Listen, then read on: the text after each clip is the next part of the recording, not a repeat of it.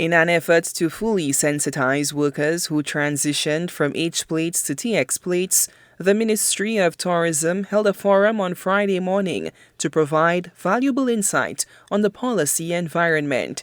Deputy Permanent Secretary Margaret Adams emphasized the importance of the forum for ensuring smooth operations. As right now, we are ensuring that all persons who are operating within the sector, that they are legitimate, that they have the requisite plate, and they have the information as it relates to the policy and the legislative environment in which they operate. So does that mean with this new policy, if, so let's say I have an H plate and I get a tourist and I'm passing, the police could now stop me? Correct, yes. So it makes it easier for the police to enforce, because before there was a blurred, the lines were blurred because H is really for hire. And so you would find persons providing that services to visitors with an H plate. And that is something that we are trying to eliminate by ensuring that persons who are providing a service, who are transferring visitors, who are providing services within the taxi sector, that they have the requisite plates. During the COVID-19 pandemic, it was revealed that many H-plate drivers were operating in the TX space. Adams noted that a cabinet decision permitted these drivers to be absorbed into the sector. This forum served as a step towards ensuring compliance among the new TX drivers. When asked about concerns over market oversaturation, Adams addressed the issue directly. I know they had some controversy and some concerns with the legitimate taxi drivers stating that you are bringing more people to the sector. It's already small and saturated. What do you say to this? So the transitioning of those persons, apart from being a cabinet decision, it was for persons who had already been existing.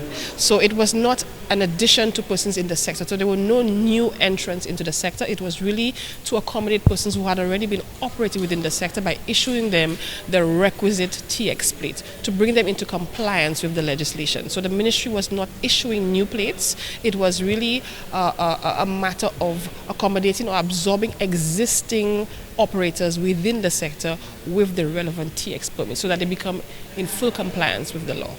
The Interim Committee of the National Taxi Union attended the forum as observers. Executive member Isidore Brisfair stated that the union plans to request a meeting with officials to discuss ongoing concerns within the industry. Taxi permits are usually assigned to a peg. In most of the major associations, you cannot own a peg without a permit. Now, since the two goes hand in hand, then when somebody passes, for instance, if somebody passes away, then that peg is there. And most of the associations have what you call beneficiaries, and that beneficiary wants to take over. So we want a seamless transition. That they should not, I believe the ministry should not be giving people unnecessary trouble to operate their own businesses. Some of those persons got these pegs at exorbitant prices, and we do not want. And the other thing, we want the ministry to look at us as business people.